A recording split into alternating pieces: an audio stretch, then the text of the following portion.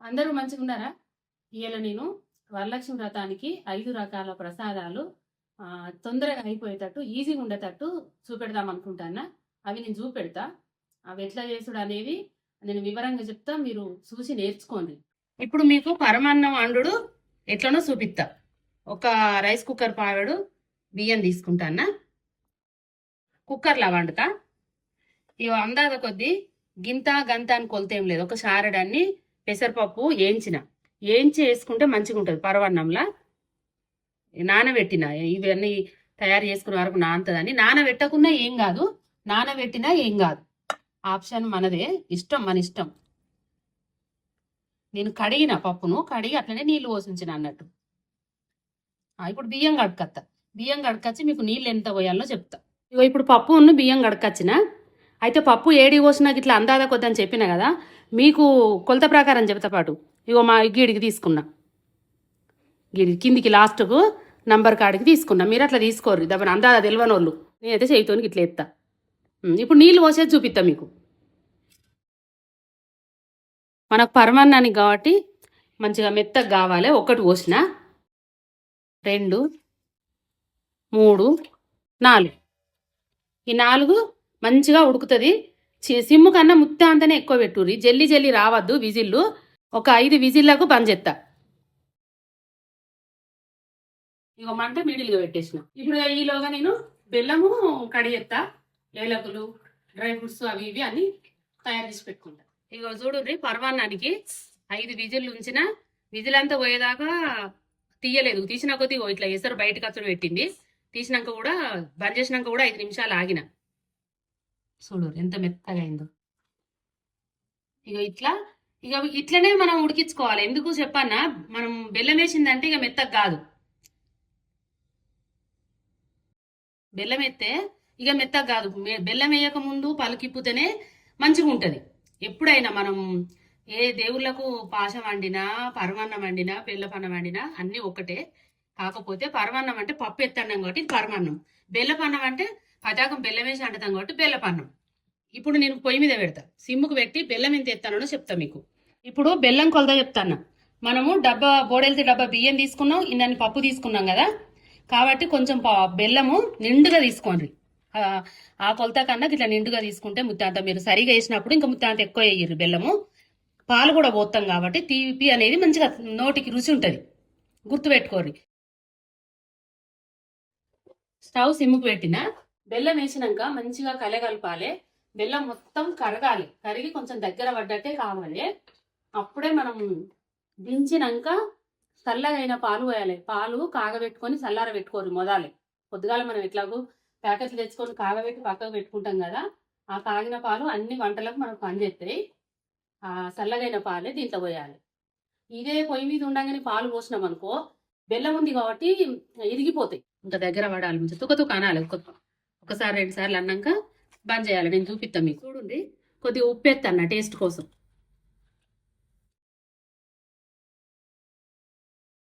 ఇప్పుడు ఈ తీరుగా అయినాక చూడు రాగు గట్లా తుకతుక అంటాన్ని. ఇప్పుడు బంద్ చేసి పక్కకు పెడతా. కొంచెం సేపు 5-10 నిమిషాలు అయినాక పాలు పోతా, చల్లటి పాలు. ఇప్పుడు దించి పక్కకు పెట్టిన, కొద్దిగా మూత తీసే పెట్టిన. ఇప్పుడే ఇలా ఇక ఏలకుల పొడి ఎత్తా కొద్దిగా, మన అన్నానికి తగ్గట్టు. ఇట్లా 2-3 సార్లు, కొద్దిగానే కదా ఇప్పుడు నేను చూపించిన అన్నం ఇట్లా 2-3 సార్లు మనం కలిపినాం అనుకో చల్లగా అవుతుంది. అదే బాగా వండుకుంటే కూడా కొంచెం టైం పడుతుంది. ఏగిత పడద్దు.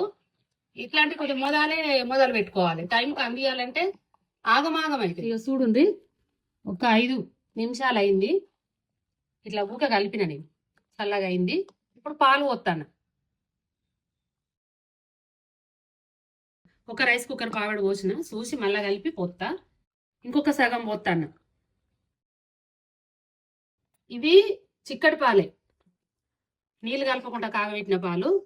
పాలు అనేది మీ ఇష్టం. ఇక ఇట్లా చూసి అన్నం లూజ్ ఎంతైతే ఉన్నది, బాగా లూజ్ అయితే కూడా ఇక ఇనుక. ఇప్పుడు వేడి లేదు కదా, అన్నం చల్లగా అయింది కాబట్టి ఇక గట్టి పడదు. అందుకే చూసి పోసుకోరు పాలు.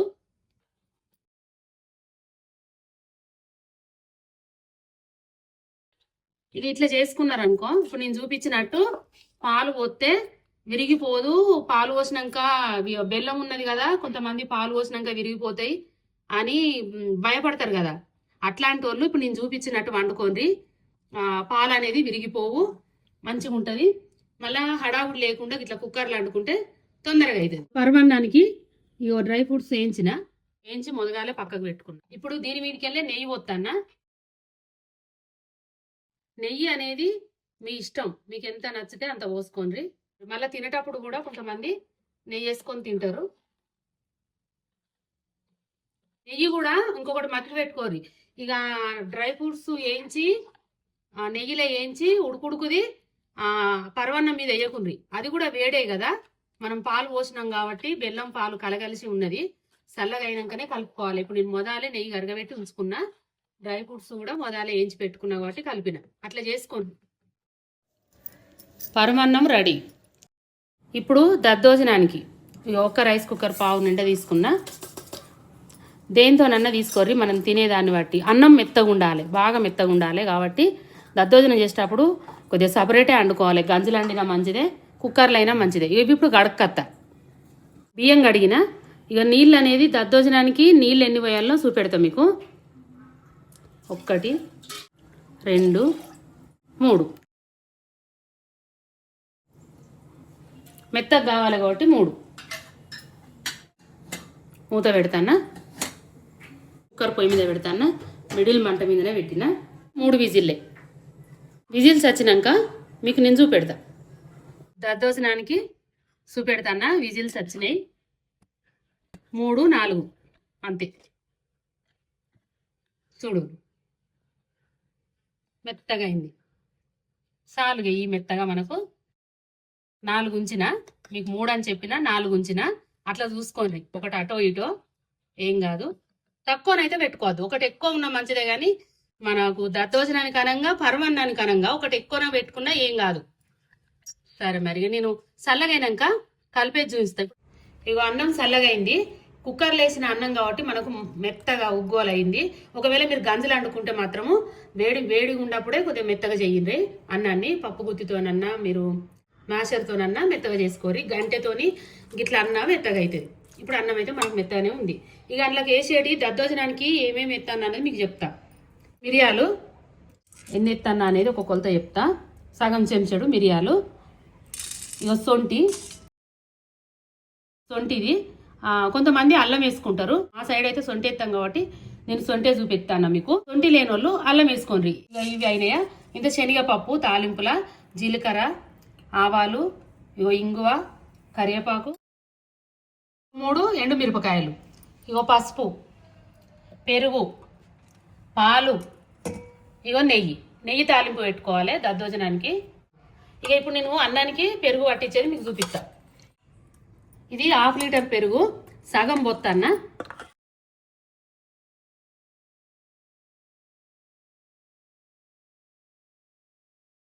ఒకటి గుర్తుపెట్టుకోండి, చెయ్యితోని కూడా కలుపుకోవచ్చు.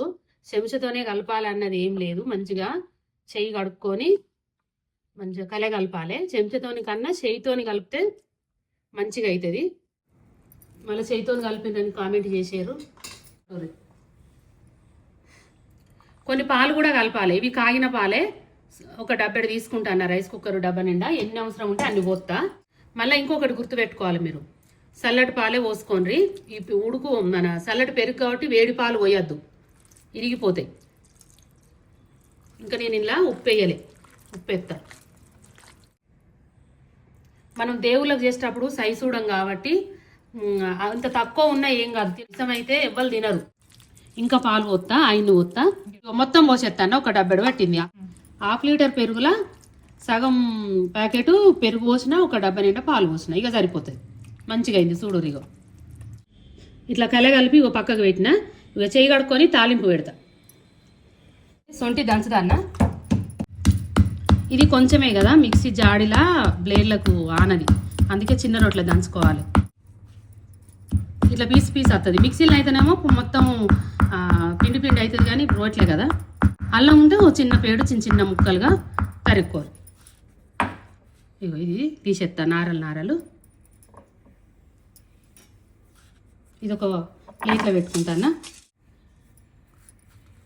ఇదే రోట్లో మిరియాలు వేసి దంచుతా. మిరియాలు బాగా పిండి పిండి చేయొద్దు, కచ్చపచ్చ దంచినట్టు దంచాలి. 2 వక్కలు అయితే చాలు. ఈ తీరుగా ప్రతి ఒక్కటి వక్కలైనవి.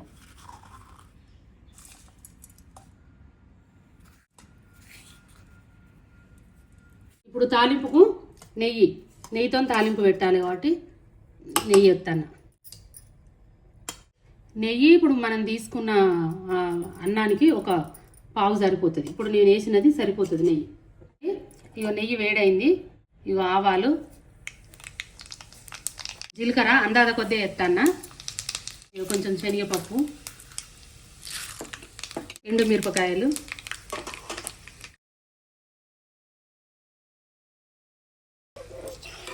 శనగపప్పును మాడనీయకుండ్రి, కలర్ వచ్చినాయి పప్పులు బంద్ చేస్తాను. ఇక ఇప్పుడు నేను దంచిపెట్టిన సొంటి పొడిను మిరియాలు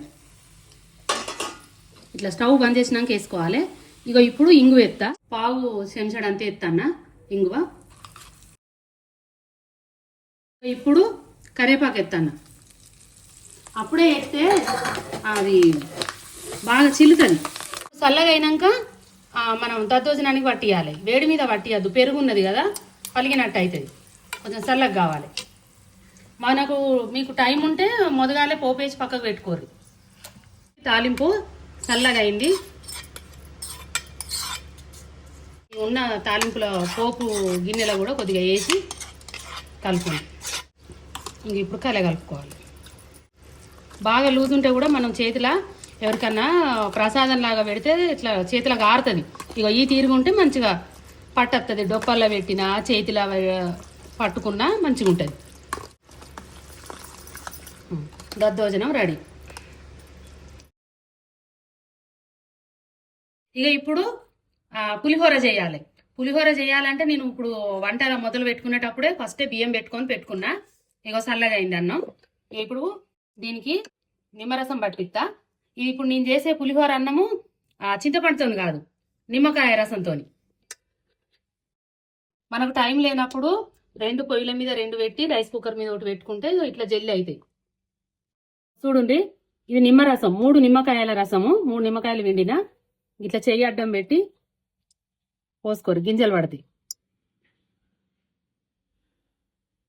ఇప్పుడు ఉప్పు పట్టిస్తా. ఇక చూడండి, ఫుల్గా చెంచా తీసుకోలేదు, బోడెల్తి అన్నట్టు తీసుకున్నా. బోడెల్తి అవుతుంది.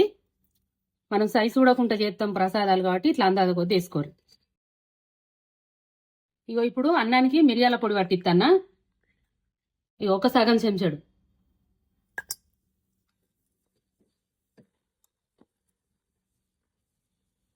మీరు మామూలుగా తాలింపులా మిరియాలన్నీ వేసుకోండి, ఇట్లా మిరియాల పొడి అన్నీ వేసుకోర్రి. చిన్నపిల్లలు అయితే పళ్ళు కిందికి వస్తే మిరియాలు తినరు, కారం అంటారు. ఇట్లా వేసుకుంటే కలగలిసిపోతుంది, వాళ్ళు తింటారు. ఇక ఇప్పుడు నేను తాలింపు పెట్టేది మీకు చూపిస్తా. ఇప్పుడు నేను బియ్యం ఎన్ని పెట్టినా అనేది మీకు చెప్పలేదు. పులిహోరకు రైస్ కుక్కర్ పావుతోని 2 పావుల బియ్యం పెట్టిన. ఆ 2 పావుల బియ్యానికి 1 పావు నూనె సరిపోతుంది. మనం నూనె రెగ్యులర్గా కూరలలో పోసుకునే పావుతోని. ఆవాలు అందాద కొద్ది వేసిన, ఇక జీలకర్ర అందాద కొద్ది, ఇక ఒక 3 ఎండుమిరపకాయలు సుంచిన, ఇక పప్పు అందాద కొద్ది, ఒక 4 మిరపకాయలు, ఇక రెండింటికి జీరిన నడిమికి జీరిన 4 మిరపకాయలు. ఇక చూడుర్రి, పల్లీలు మొదలే ఎత్తు కానీ మాడిపోతాయి. మంచిగా గోలిచ్చుకోండి. ఇవన్నీ పల్లీలైనా శనగపప్పు అయినా మాడనీయకుండ్రి. ఒకవేళ బాగా మీరు చేసుకుంటే 1 కిలో అన్నానికి చేసుకుంటే మొదలే పల్లీలు వేయించి తీసి అన్నం మీద వేసుకోరు, పల్లీలైనా శనగపప్పు అయినా. ఇగో ఇప్పుడు మంచిగా గోలినాయి. చూడు, పసుపు ఎత్తన్నా. ఇక స్టవ్ బంద్ చేసిన, పసుపు వేసి కరివేపాకు దించి ఎత్తా. ఇక కరివేపాకు ఎత్తన్నా. ఇక తాలింపులు వేసేటి అన్నీ వేసిన, కొద్దిగా చల్లగా అయినాక అన్నానికి కలుపుతా. ఇది దద్దోజనం లెక్క చల్లగా మొత్తం చల్లగా కావాలన్నది ఏం లేదు. ఇంకొకటి, అది ఇంగువ నేను ఎత్తలేను, నేను వేసుకోను కాబట్టి నేను మీకు చూపిస్తలేను. మీరు ఎవరైనా వేసుకోవాలనుకుంటే వేసుకోండి, తినేటోళ్ళ ఇష్టం అది. ఇక చూడుండ్రి, వేడే ఉన్నది, చల్లగేం కాలేదు బాగా.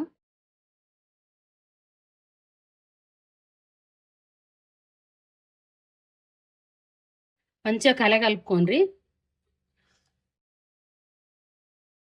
ఎంత మంచిగా కలిపితే అంత రుచి ఉంటుంది. ప్రతి ఒక్క అన్నం మెతుకు మంచిగా నూనె పట్టాలి, పచ్చగా పట్టాలి, మంచిగా ఉంటుంది, తెల్ల తెల్ల కనబడద్దు. పులిహోర రెడీ.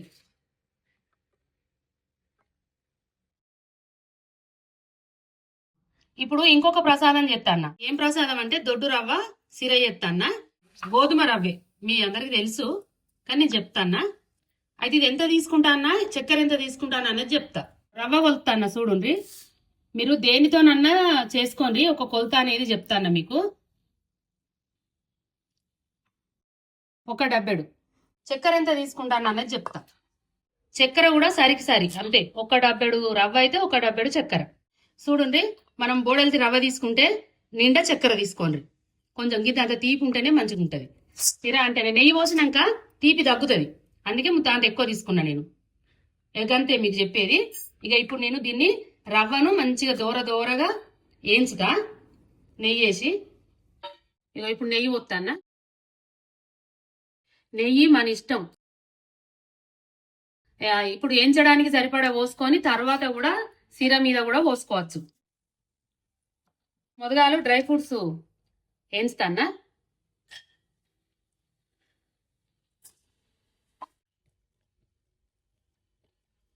మంచిగా వేయించిన డ్రై ఫ్రూట్స్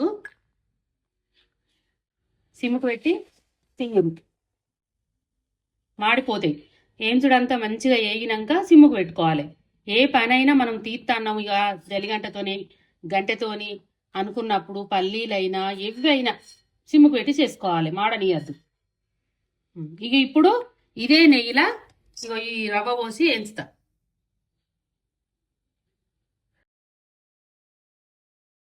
ఈ రవ్వ వేయించేటప్పుడు కూడా సిమ్ముకు పెట్టి వేయించుండి. ఈ రవ్వ టేస్ట్ అంతా మనం వేయించే దాంట్లోనే ఉంటుంది. ఎంత మంచిగా వేయించితే అంత మంచి రుచి వస్తుంది తింటా అంటే. పండులే మంచిగా ఒక్క తీరుగా వేయించాలి. మనం పెసరపప్పు కొన్ని పప్పులు వేయించుకుంటాం చూడు, అట్లే వేయించుకోవాలి, తొందర పడద్దు. చూడండి ఎంత మంచిగా వేయించిన పండులే మంచిగా వేయించిన ప్రతి ఒక్క గోధుమ రవ్వ వేగింది. కలర్ కనబడుతుందో లేదో మీకు, కానీ ఒక ఈ తీరుగా పెసరపప్పు వేయించితే మినపప్పు వేయించితే అన్ని వక్కలు పప్పు వక్కలు ఎట్లా ఎగుతాయో ఇది కూడా అట్లా వేగాలి. సరే మరి బంద్ చేస్తానా.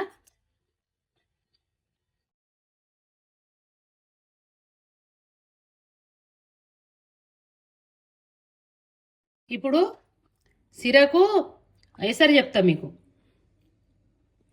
ఇదే డబ్బాతో తీసుకున్నాం కదా, ఇక 1 2 3 ఇక 4, 1కి 4 పొయ్యి మీద పెడతాయి.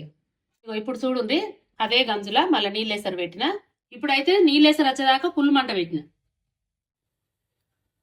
సిరకు ఎసరు వచ్చింది, సిమ్ముకు పెట్టిన. ఎసరు వచ్చేదాకా ఫుల్ పెట్టుకున్నా.